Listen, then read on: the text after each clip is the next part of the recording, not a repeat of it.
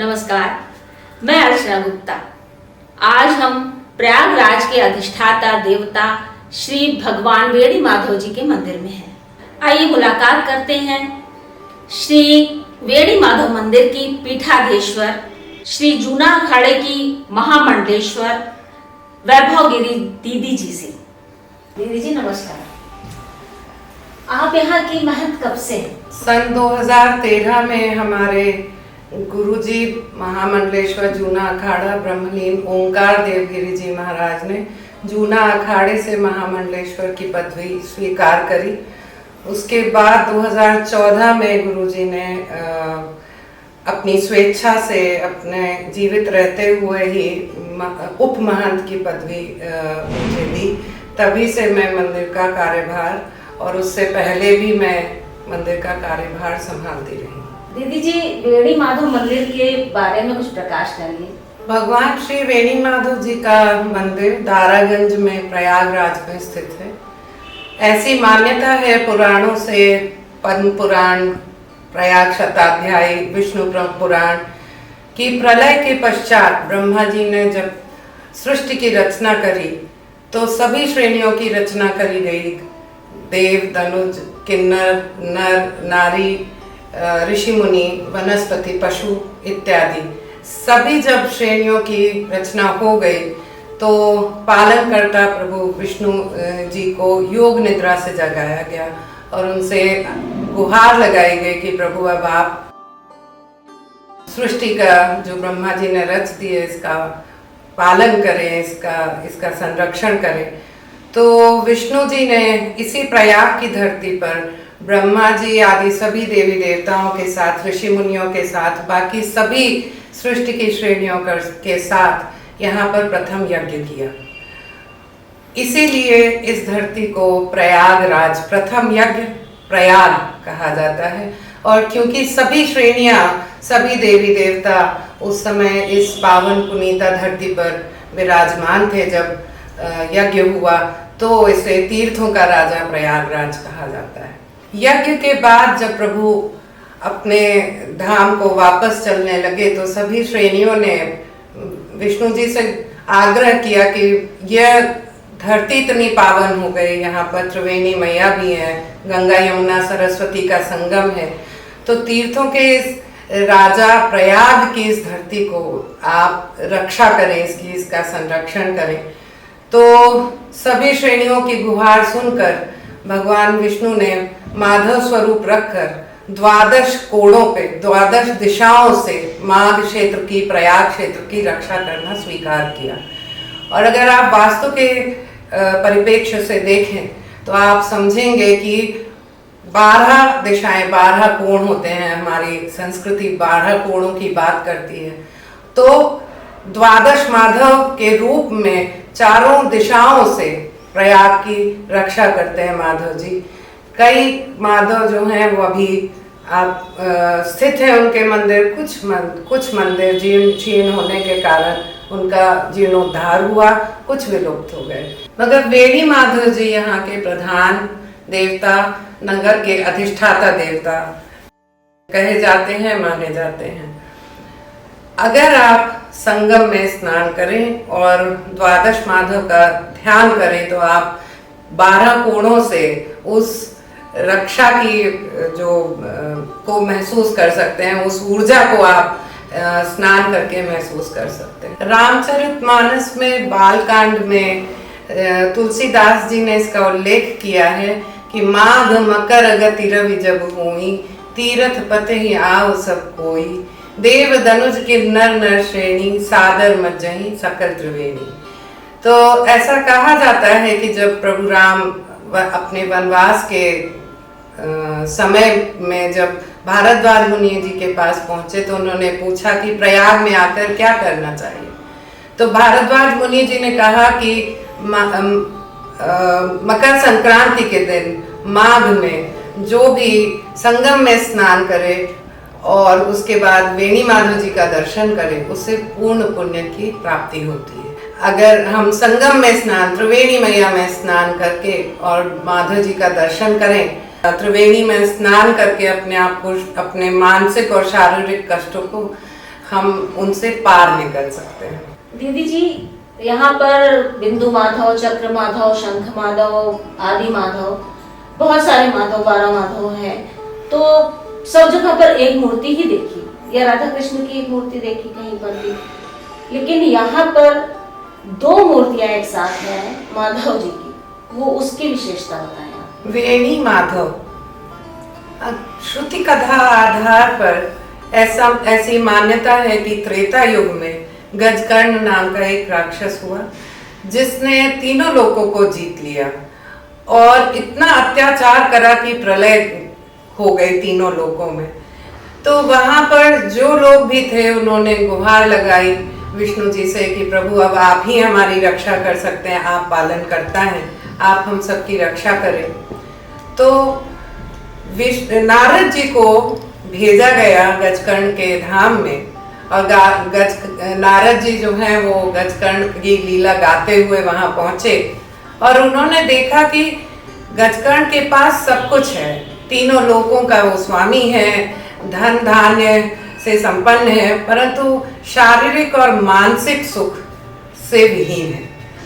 नारद जी ने गजकर्ण से कहा कि अगर आप जाकर भूलोक में त्रिवेणी मैया में, जो कि गंगा, यमुना, सरस्वती तीनों का संगम है, उस क्षेत्र में जाकर अगर आप स्नान करें तो आपको मानसिक और शारीरिक रूप से चमत्कारिक लाभ होगा। गजकर्ण ने नारद की यह बात मानकर प्रयाग की धरती पर आकर त्रिवेणी मैया में संगम में स्नान किया और चमत्कार देखा कि वो मन प्रफुल्लित हो गया, शरीर से भी अपने आप को सुखी और सुंदर पाया।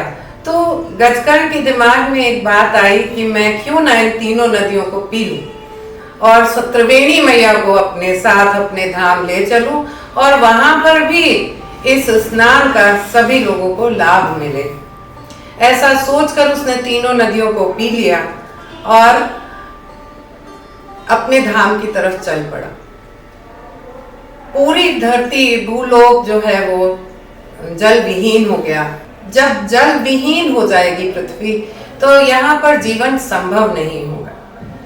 विष्णु जी को सभी लोगों ने गुहार लगाई कि प्रभु अब आप रक्षा करें, गजकर्ण त्रिवेणी मैया को चुरा कर अपने धाम लिए जा रहा है। तो विष्णु जी ने प्रयाग की धरती पर अवतार लिया माधव जी का और गजकर्ण से 3 दिन तक युद्ध हुआ। तब विष्णु जी ने गुरुवार के दिन अपने सुदर्शन चक्र से गजकर्ण का गला काट दिया और तीनों नदियां त्रिवेणी मैया को मुक्त करा। विष्णु जी ने सुदर्शन चक्र से गजकर्ण का शरीर 3 खंड में खंड कर दिया तो गले तक यमुना जी पहुंच पाई थी। तो यमुना जी जैसे ही बाहर निकली तो शिराओं में बह रही थी गजकर्ण के, तो उनका जो रंग है वो हल्का नीला और हरा सा हो गया। गंगा जी पेट में थी तो गंगा जी का पानी थोड़ा सा मटमैला है, आप सभी लोग इसको देख सकते हैं संगम में जाकर, परंतु सरस्वती जी को वो पचा ले गया था। तो सरस्वती जी इस तरह से विलुप्त रूप में, सांकेतिक रूप में संगम में विराजमान है। और ऐसी मान्यता है कि माघ के महीने में सरस्वती जी संकीर्तन, भजन, पूजन, हवन, यज्ञ द्वारा 1 महीने के लिए विराजमान रहती हैं संगम में। त्रिवेणी मैया मुक्त होने के बाद जब प्रभु वापस अपने धाम की तरफ पधारने लग गए तो सभी नर नारी, देवी देवताओं, ऋषि मुनियों ने प्रार्थना करी कि प्रभु आप इस क्षेत्र की रक्षा करें। त्रिवेणी मैया को फिर कोई चुरा ले जाएगा तो फिर हम कैसे रक्षा हमारी होगी। तो माधव जी ने 12 स्वरूप रखकर इस पूरे क्षेत्र की रक्षा का वचन दिया। इसलिए जो 12 माधव हैं उसमें आप देखें तो शंख माधव, चक्र माधव, गदा माधव, पद्म माधव, सभी एक एक अस्त्र शस्त्र लेकर माधव जी 12 कोणों से प्रयाग की धरती की रक्षा कर रहे हैं। त्रिवेणी मैया की प्रार्थना सुनकर माधव जी ने स्वीकार किया कि वो त्रिवेणी मैया के साथ वेणी माधव मंदिर में विराजमान होंगे। आप इन मूर्तियों को जब विग्रह जो हैं इन्हें अगर आप देखें तो त्रिवेणी मैया जो हैं वो कमल पर विराजमान है और शंख चक्र गदा पद्म उन्होंने धारण किया हुआ है, और माधव जी जो हैं वो खड़े हुए हैं और शंख चक्र पद्म उन्होंने भी धारण कर रखा है। तो ऐसी मान्यता है कि त्रिवेणी मैया और माधव जी इस क्षेत्र की रक्षा करने के लिए रक्षक और रक्षिता के स्वरूप में इस मंदिर में विराजमान हैं, और हम सभी लोग इसीलिए अपने सभी कर्मों की रक्षा के लिए माधव जी से 3 बार उद्घोष करते हैं कि माधव सकल काम साधो, माधव सकल काम साधो, माधव सकल काम साधो। अगर आज के परिप्रेक्ष्य में देखें और पर्यावरण संरक्षण की जब हम बात करते हैं, नदियों के संरक्षण की बात लगातार होती रहती है, तो भगवान माधव जी पर्यावरण और नदियों के संरक्षण के प्रथम प्रणेता माने जा सकते हैं। उन्होंने ही सबसे पहले गजकर्ण नाम के राक्षस से त्रिवेणी मैया को मुक्त किया था। दीदी जी, आप प्रोफेसर हैं, MNIT में प्रोफेसर हैं, तो और उस पर ये अध्यात्म की ओर झुकाव 2 अलग चीजें हैं। तो कैसे आप अध्यात्म की ओर गई? क्या बचपन से आपके अंदर ये चीज था कि अचानक से कुछ भाव आए आपके? यह सवाल मुझसे कई बार पूछा जाता है कि आप एक विज्ञान के क्षेत्र से, प्रबंधन के क्षेत्र से जुड़े होने के बावजूद आध्यात्म की तरफ झुकाव किस तरह से बैलेंस बनाती हैं। बचपन से मैं इसी तरह के परिवेश में पली बढ़ी जहाँ पर पूजा, आध्यात्म का बहुत महत्व था। अपने संस्कार, अपनी संस्कृति को जानने के लिए प्रेरित किया जाता था। मैंने अपनी प्रारंभिक शिक्षा दीक्षा कई जगह से करी और प्रबंधन में मैंने अपनी PhD करी, और वेणी माधव मंदिर में मैं 2003 में आई, और धीरे धीरे इस परिवेश से और मन में एक विरक्ति होने के कारण मैं आध्यात्म से जुड़ती चली गई। 2006 से मुखर रूप से मंदिर की सेवा अर्चना में आगे बढ़कर सेवा करना मैंने आरंभ किया।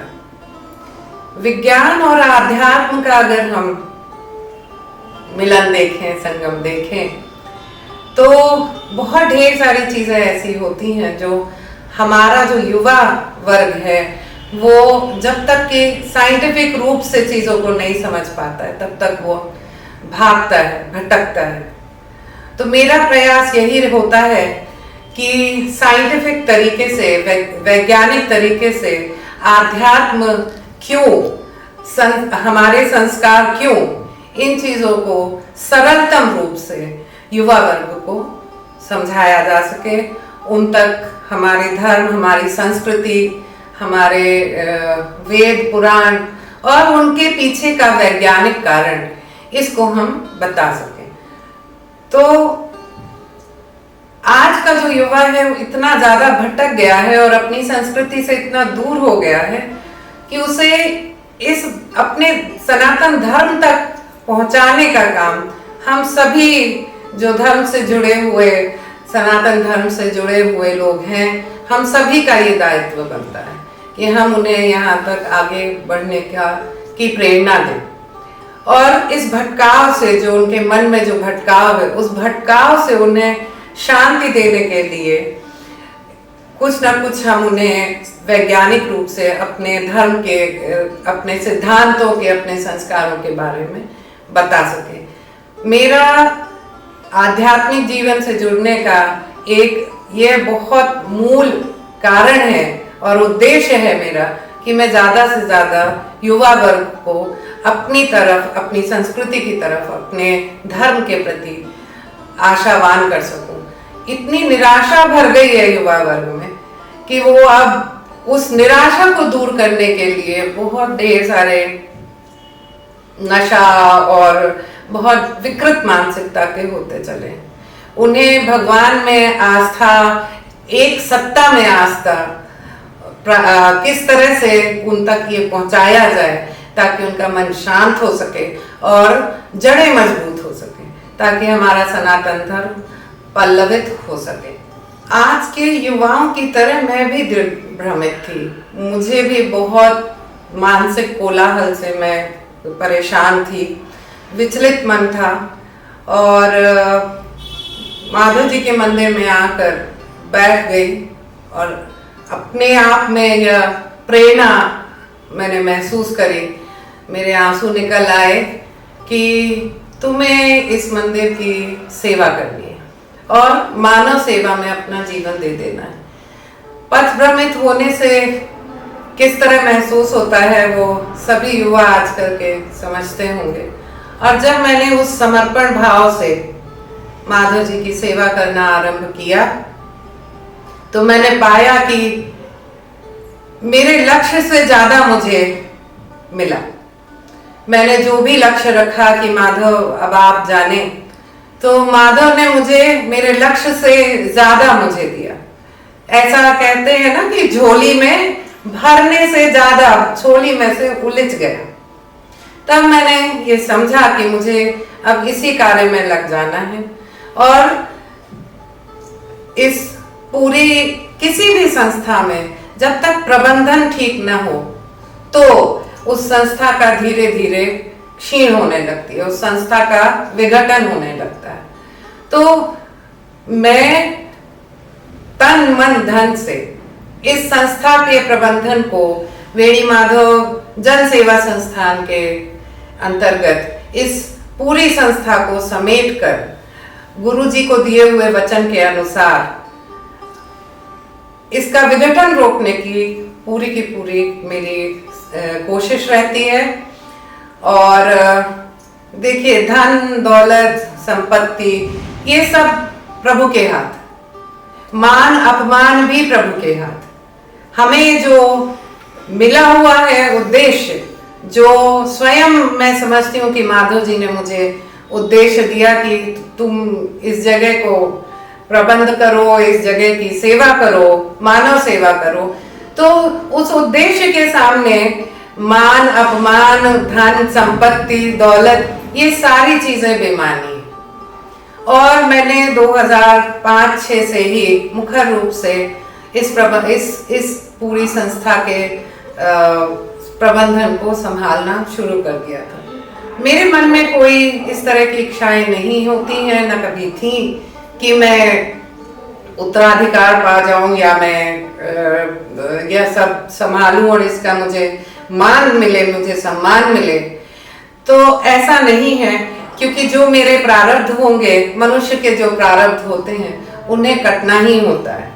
वो अगर हमने माधव को समर्पित कर रखा है तो हो सकता है कि वही प्रारब्ध थोड़ा छोटे में कट जाए। अगर हम अपने कर्मों को, जो कर्म हमने किए, देखिए हम मनुष्य जन्म में है तो हमसे अच्छे कर्म और बुरे कर्म दोनों होने वाले, चाहते हुए और ना चाहते हुए हम दोनों तरह के, और अकर्म भी, जहां हम निष्क्रिय बैठे रहते हैं, देखते हैं मगर कोई उसका समाधान नहीं ढूंढते।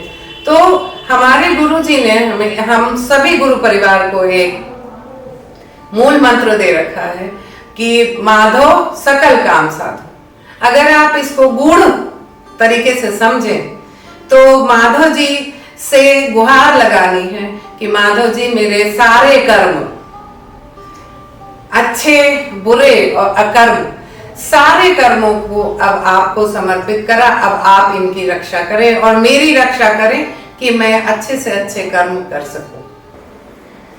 आज के युवाओं के लिए दीदी जी प्रेरणा है। विज्ञान प्रबंधन के क्षेत्र में पीएचडी होने के बावजूद उन्होंने धर्म को किस स्वरूप में स्वीकारा है और सनातन धर्म की विशेषताओं को आज के युवाओं को जो बहुत दिग्भ्रमित हैं उनको एकाग्र करने के लिए, उनके मन मस्तिष्क को जोड़ने के लिए उन्होंने किस तरह से अपने धर्म के प्रति आस्था व्यक्त की है और उन्हें रास्ता दिया है, इसके लिए हम सब इनके आभारी हैं। और अब आगे ये पूछते हैं कि महामंडलेश्वर होकर के आपको कैसा महसूस हो रहा है? ये जो सवाल आपने पूछा है यह सवाल मुझसे कईयों बार पूछा जाता है कि इस महामंडलेश्वर की पदवी पर आसीन होकर आपको कैसा अनुभूति होती है, या महिला होने के नाते आपको किन कठिनाइयों का सामना करना पड़ता है। देखिए, जब प्रभु के मार्ग पर चल पड़ते हैं तो पदवी, लिंग भेद, मान अपमान, इन सब चीजों से ऊपर उठ चुके होते हैं। इसके कई उदाहरण आपको हमारे ही अपने धर्म ग्रंथों में मिल जाएंगे, जहां पर प्रभु की मार्ग पर चलने वाले लोगों को कितनी कठिनाइयों का सामना करना पड़ा। एक संस्था को बनाने के लिए, एक संस्था को संरक्षित करने के लिए कभी कभी आपको कुछ पदवियों को ना चाहते हुए भी स्वीकार करना पड़ता है, और उनके कर्तव्यों के पालन के लिए उस पदवी की गरिमा को बनाते हुए धर्म की राह पर आगे बढ़ना होता है। जूना अखाड़ा के हमारे संरक्षक महाराज श्री महंत हरिगिरी जी महाराज का मैं बहुत बहुत आभारी हूँ। पूरा संपूर्ण वेणी माधव परिवार, हमारा शिष्य परिवार, सभी इसके आभारी हैं कि उन्होंने मुझे सहृदय स्वीकार किया, हमारे प्रबंधन को मजबूती दी, हमको आगे बढ़ने की प्रेरणा दी। तो मैं अपने आप को ना तो महिला और पुरुष में बांटती हूँ, ना ही संपत्ति अमीरी गरीबी में बांटती हूँ, और ना ही मैं बहुत ज्यादा मान और अपमान में पड़ती हूँ। मैं जानती हूँ कि प्रभु रक्षा करने के लिए सदा साथ होंगे। अगर आप सत्य के मार्ग पर चलेंगे तो कुछ ना कुछ कठिनाइयां आएंगी। उन कठिनाइयों को दूर करने के लिए प्रभु को सब कुछ समर्पित किया हुआ है। माधव जी और हमारे ब्रह्मलीन गुरु जी ओंकार देवगिरी जी महाराज, जिनकी समाधि परिक्रमा मार्ग से थोड़ा हटकर बनी हुई है, वह दोनों ही मिलकर इस संस्था का, शिष्य परिवार का, माधव परिवार का, सभी का संरक्षण कर रहे हैं, ऐसी मेरी मान्यता है। और जो मुझे कर्तव्य दिया गया है इस संस्था का, इस पीठ का संरक्षण करने का और युवाओं को आगे मार्गदर्शन देने का, उस पर मैं कटिबद्ध हूँ, उस पर मैं आगे बढ़ती रहूंगी, और किसी भी मान सम्मान अपमान इन चीजों को मैं माधव जी को समर्पित करती हूँ। दीदी जी, देश विदेश से दर्शनार्थी यहाँ पर आते हैं, संगम स्नान करते हैं, उसके बाद आते हैं बेड़ी माधव जी के दर्शन करते हैं। तो क्या कोई ऐसा अनुभव आया है कि उनकी मनोकामनाएं पूर्ण हुई है या नहीं पूर्ण हुई है, तो वो कुछ पूछते हैं, उसके बारे में कोई जिज्ञासा होती है उनके, आप उसके बारे में कुछ बताएं। जैसा कि पूर्व में मैंने बताया गजकर्ण की कथा में कि भगवान विष्णु जी ने माधव स्वरूप रखकर गजकर्ण का वध गुरुवार के दिन किया, तो भगवान श्री वेणी माधव जी के मंदिर में प्रत्येक गुरुवार को विजय दिवस के रूप में मनाते हैं। महाप्रसाद वितरण होता है, और प्रयाग से और प्रयाग के बाहर से कई लोग आकर गुरुवार के दिन भगवान वेणी माधव जी से अपनी कामना की पूर्ति के लिए प्रार्थना करते हैं। माघ के महीने में, जैसा कि कहा था मैंने, माघ मकर गति रवि जब हुई, तीरथ पते आव सब कोई, देव धनुष किन्नर नर श्रेणी, सादर मज्जहि सकल त्रिवेणी, पूजहि माधव पद जल जाता, परखि अक्षय वट हर्षय गाता। कि त्रिवेणी में स्नान करने के बाद माधव जी का दर्शन करने से ही संपूर्ण पुण्य की प्राप्ति होती है। तो इसी परंपरा को निभाते हुए देश विदेश से आए लोग जो त्रिवेणी मैया में माघ के महीने में स्नान करते हैं, वह अपार संख्या में यहाँ पर उपस्थित होते हैं, दर्शन करते हैं। सारा प्रशासन, मंदिर प्रशासन, सभी लोग इतनी सुंदर व्यवस्था बनाते हैं कि सभी को दर्शन प्राप्त जरूर होता है। रहा आपके प्रश्न का जवाब कि लोगों को यहाँ आकर, दर्शनार्थियों को किन किन मनोकामनाओं की पूर्ति हुई, तो असंख्य लोग यहाँ आते हैं। कुछ लोग अपने अनुभवों को हमसे साझा करते हैं कि किसी के बेटे की नौकरी लग गई, किसी कि किसी के बच्चे ने कोई परीक्षा पास कर ली, किसी बिटिया का ब्याह हो गया, किसी बिटिया के संतान प्राप्ति हुई। इस तरह बहुत कई मनोकामनाएं लोगों की पूर्ण होती हैं, जो कभी कभी वो साझा भी करते हैं। और जैसे कि आपने यह भी पूछा कि जो लोग नहीं आ सकते, बाहर रहते हैं, दर्शन नहीं कर सकते हैं, तो मेरा उन सभी से यही आग्रह है कि वो भगवान श्री वेणी माधव जी की फोटो रखे अपने घर में। रोज शाम को यहाँ पर 8 बजे महाआरती होती है, उस समय फोटो के सामने दिया जलाएं और माधव चालीसा और भगवान श्री वेणी माधव जी की आरती करा करें। मनोकामना पूर्ति के लिए सबसे ज्यादा अहम जो बात है वह यह है कि आपको पूर्ण समर्पण होना चाहिए, पूर्ण विश्वास होना चाहिए।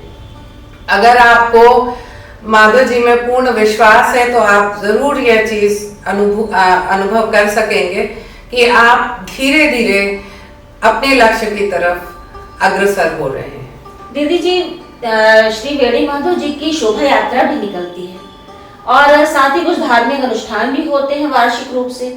उसका स्वरूप क्या होता है और कब ये यात्रा होती है, आप इसके बारे में हमारे दर्शकों को बताएं। भगवान श्री वेणी माधव जी की शोभा यात्रा पौष पूर्णिमा के दिन अनंत काल से निकाली जा रही है। इसका वर्णन पद्म पुराण में। मंदिर प्रबंधन ने 2008 से इसे एक बृहद स्वरूप में निकालना प्रारंभ किया, जिसमें भगवान श्री वेणी माधव जी को फूलों से सुशोभित रथ पर बैठालकर अनेक झांकियों, लोक नृत्यों, लेझिम बाजों के साथ निकाला जाता है, जिसमें देश विदेश से हजारों लाखों की संख्या में लोग शामिल होते हैं। ऐसी मान्यता है कि अगर प्रभु के साथ नगर भ्रमण पर निकले तो पुण्य की प्राप्ति होती है। ऐसी मान्यता है कि भगवान माधव जी त्रिवेणी मैया के साथ पूरे माघ क्षेत्र का निरीक्षण करते हैं पूरे एक मास तक। और अगर आप इतिहास से देखें तो बहुत कम ही कुछ अप्रिय घटनाएं हुई हैं माघ के महीने में, जबकि यहाँ पर लाखों करोड़ों की संख्या में श्रद्धालु माघ के महीने में उपस्थित होते हैं। रही बात की वार्षिक जो अनुष्ठान वेणी माधव मंदिर में होते हैं उनका वर्णन और स्वरूप, तो भगवान श्री वेणी माधव जी का हर महीने में 2 बार एकादशी को अभिषेक होता है। विशेष रूप से देवउठनी एकादशी, जिस दिन से प्रभु अपनी चौमासा की निद्रा से बाहर निकलकर योग निद्रा से उठकर पुनः पालन करते हैं, उसे देवउठनी एकादशी कहते हैं। उस दिन भगवान का वृहद रूप से अभिषेक होता है, जिसमें लोग शामिल होते हैं। उनका आग्रह होता है कि वह भी अपना योगदान देना चाहते हैं और प्रभु की चरण पादुकाओं को बाहर निकाला जाता है उस दिन। उस पर भक्तगण, जो भी इच्छा होती है जिनकी, वह भक्तगण उस पर अभिषेक करते हैं। आप उस दिन भगवान श्री वेणी माधव जी का अभिषेक होता हुआ भी देख सकते हैं। इसके अलावा जन्माष्टमी, रंगभरी एकादशी, इस तरह के सभी त्योहारों को बड़ी रुचि से मंदिर में मनाया जाता है। और इसके अलावा एक बहुत विशेष पर्व जिसे हम अक्षय तृतीया कहते हैं, उस दिन भगवान श्री माधव जी को चंदन लेप से श्रृंगार किया जाता है। उस दिन प्रभु जी का सर्वांग दर्शन आपको प्राप्त हो सकता है। तो ये 2 दिन ऐसे होते हैं, देवउठनी एकादशी और अक्षय तृतीया, जिस दिन भगवान माधव जी का सर्वांग दर्शन संभव होता है।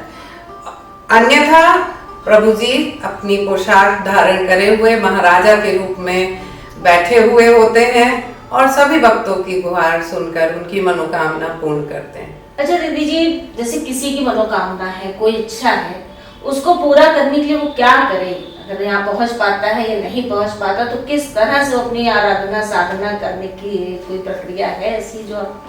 ऐसी मान्यता है कि भगवान श्री वेणी माधव मंदिर में आकर नारियल हाथ में लेकर अपनी मनोकामना पूर्ति के लिए भगवान माधव जी से प्रार्थना करी जाए और उस नारियल को उनके चरणों में समर्पित कर दिया जाए। वह नारियल फोड़ा नहीं जाता, उसका प्रसाद नहीं बनाया जाता है, उसको माधव जी के चरणों में समर्पित कर दिया जाता है। ऐसी मान्यता है कि उस नारियल के से आपने जो भी कहा हुआ है वह माधव जी तक पहुंचता है और माधव जी उस मनोकामना को पूर्ण करते हैं। मनोकामना पूर्ति के बाद भक्तगण अपनी इच्छा अनुसार भगवान का अभिषेक, भगवान वेणी माधव जी के मंदिर का विशेष श्रृंगार, फूलों से श्रृंगार, फूलों से सजावट मंदिर की, या महाप्रसाद में अपना योगदान देते हैं। भगवान माधव जी को मक्खन और मिश्री का भोग विशेष रूप से लगाया जाता है और गुरुवार के दिन हलवा प्रसाद महाप्रसाद के रूप में वितरित किया जाता है।